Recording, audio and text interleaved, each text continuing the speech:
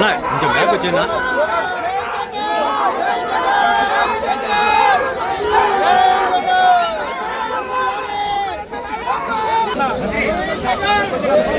నినాదాలు చేసుకున్నా వివేకన్నా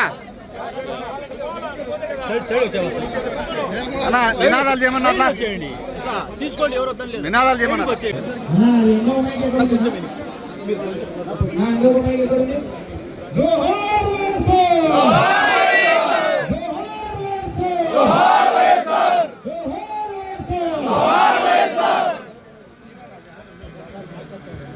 వైఎస్ జగన్మోహన్ రెడ్డి గారి నాయకత్వం, జగన్మోహన్ రెడ్డి గారి నాయకత్వం, అవినాష్ రెడ్డి గారి నాయకత్వం, అవినాష్ రెడ్డి గారి నాయకత్వం. రామన్న ఒక రెండు స్టెప్స్ జిల్లా అధ్యక్షుడు మాత్రమే కాంగ్రెస్ పార్టీ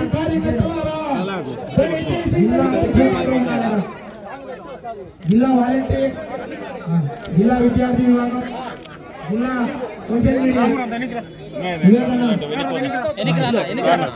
కొంచెం 2 అడుగులు వెనక్కి రండి రామన్న రామన్న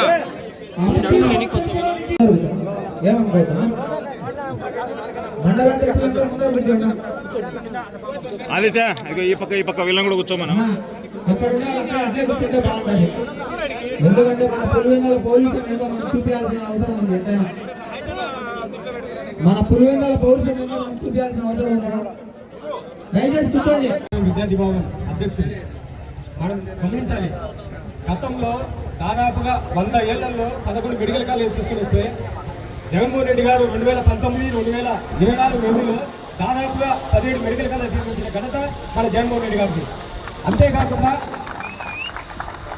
మెడికల్ కాలేజీలు పూర్తి చేయడం జగన్మోహన్ రెడ్డి ఘనత అయితే, పూర్తి చేసిన మెడికల్ కాలేజీని ఆ సీట్లు ఏవైతే ఉన్నాయో అవి రద్దు చేయడం ఘనత చంద్రబాబు నాయుడు గారికి. దీన్ని తల్లిదండ్రులు, విద్యార్థులు, ప్రతి ఒక్కరు యువత అందరూ గమనించాలి. రాబోయే రోజుల్లో మీకు తగిన బుద్ధి చెప్తామని మా విద్యార్థి తరఫున, అలాగే యువజన విభాగం తరఫున నిరసనలు, ర్యాలీలు, రాస్తారోకలు ఇంకా ఎన్నో ఉంటాయని తెలియజేస్తూ సెలవు తీసుకుంటున్నాం. Thank you.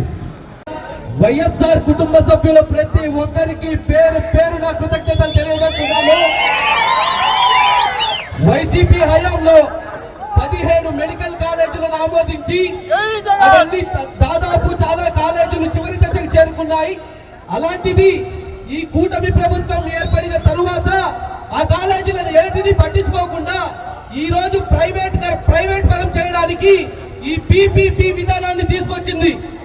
ఈ పీపీపీ విధానం ఏంటంటే, కూటమి ప్రభుత్వం ప్రజల యొక్క సొమ్ముని ప్రణాళికబద్ధంగా లూటీ చేయడానికి ఏర్పరిచినటువంటిదే ఈ ప్రైవేట్ పబ్లిక్ పార్ట్నర్షిప్స్.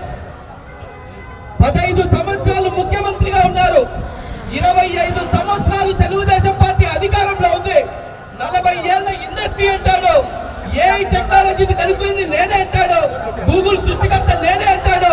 నీ హయాంలో ఏ రోజైనా నువ్వు ఒక్క మెడికల్ కాలేజ్ అయినా కట్టావా?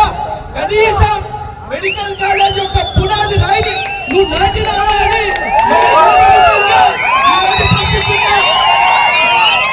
ఇదే చంద్రబాబు నాయుడు అప్పటి నరేంద్ర మోడీతో జత కట్టడం జరిగింది, మనకందరికీ తెలిసిందే. అప్పుడు 2017లో నరేంద్ర మోడీ గారు దేశం మొత్తంలో 92 మెడికల్ కాలేజీలు శాంక్షన్ చేశారు. దేశం మొత్తంలో 92 మెడికల్ కాలేజీలు శాంక్షన్ చేస్తే ఈ చంద్రబాబు నాయుడు కూటమిలో ఉండి కూడా 2017లో కూడా ఒక్కటంటే ఒక మెడికల్ కాలేజు మన ఆంధ్రప్రదేశ్ రాష్ట్రానికి తీసుకురాలేకపోయినాడు. అప్పటి నుంచి ఆయనకు మెడికల్ కాలేజీల పైన, మెడికల్ హాస్పిటల్ పైన ఆయనకి ఎంత దుర్గుతుందో ఇది మనకు అర్థమవుతుంది. 2019లో జగన్మోహన్ రెడ్డి గారు 17 కాలేజీలు తీసుకొని వచ్చాడనేది మనందరికీ తెలిసిన విషయమే. కానీ మీరందరికీ తెలియని విషయం ఇంకొకటి ఏంటంటే, దాదాపు 8,500 కోట్లతో ఖర్చు పెట్టాడు 17 కాలేజీలు. కానీ చిత్తూరు జిల్లా ఎవరి జిల్లా? అది జగనన్న జిల్లా కాదు, చంద్రబాబు నాయుడు గారి జిల్లా. చంద్రబాబు నాయుడు గారి జిల్లాలో మదనపల్లెలో 1 కాదు 2 కాదు 700 కోట్లతో ఈ 17 మెడికల్ కాలేజీల కన్నా ఎక్కువ రేటు డబ్బులు కేటాయించి 98 ఎకరాల్లో స్థలాన్ని కేటాయించి దాదాపు 60 నుంచి 70% పనులు పూర్తి చేయడం జరిగింది. ఈనాడు చంద్రబాబు నాయుడు పులివెందుల ప్రాంతంలోని కాలేజీని ఆయన అడ్డపడుతున్నాడే. మా జగన్మోహన్ రెడ్డి పెద్ద మనిషి ఏంటంటే ఆయన ప్రాంతంలో చంద్రబాబు నాయుడు గారి ప్రాంతంలో జగన్మోహన్ రెడ్డి మెడికల్ కాలేజ్ తీసుకురావడం జరిగింది. అదేం సాధారణ విషయం కాదు. ఎందుకంటే చంద్రబాబు నాయుడు ముఖ్యమంత్రిగా 14 ఏళ్ళు 40 ఏళ్ళు రాజకీయ చరిత్రలో ఉండి కూడా ఏనాడు వాళ్ళ చిత్తూరు జిల్లా ఆయనకు 40 ఏళ్ల నుంచి ఆశీర్వాదం ఇస్తుంది. ప్రజలకు ఒక్క రోజు కూడా పట్టించుకోలే. మమ్మల్ని గెలిపించకపోయినా మమ్మల్ని దీవించకపోయినా ఆ ప్రజలు మా ప్రజలు అనుకొని జగన్మోహన్ రెడ్డి గారు మదన్పల్లిలో కూడా ఒక మెడికల్ కాలేజ్ కట్టడం జరిగింది. నిజంగా ఆయన ఎంతో గొప్ప మనసు. ఈ రోజు కూటమి ప్రభుత్వంలోని ఒక ఎమ్మెల్యేనేమో మాకు జగన్మోహన్ రెడ్డి గారు ఒక మెడికల్ కాలేజ్ తెచ్చామంటాడు. ఇంకోవైపు చంద్రబాబు నాయుడు గారేమో మెడికల్ కాలేజీలు ఏమీ పూర్తి చేయకుండా అలాగే వెళ్ళిపోయాడు అని ఆయన దుష్ప్రచారం చేస్తున్నాడు. ఈ రోజు ఇక్కడికి విచ్చేసిన ఈ వందలాది మంది ఈ విద్యార్థులే ఇక్కడ సాక్షులు. ఇక్కడ మనం పులివెందుల్లో చూస్తున్నాం ఎంత పెద్దగా ఆయన మన కోసం, మన పేద ప్రజల కోసం ఆయన ఒక మంచి విద్యా మెడికల్ కాలేజీని కట్టాడు.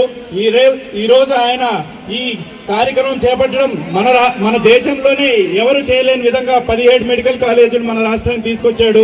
అదేవిధంగా అందరూ గమనిస్తే అందులో భాగంగా 5 మెడికల్ కాలేజీలని ఆయన స్టార్ట్ చేసి 750 సీట్లతో మనం ఇక్కడ చదువుకుంటున్నారు.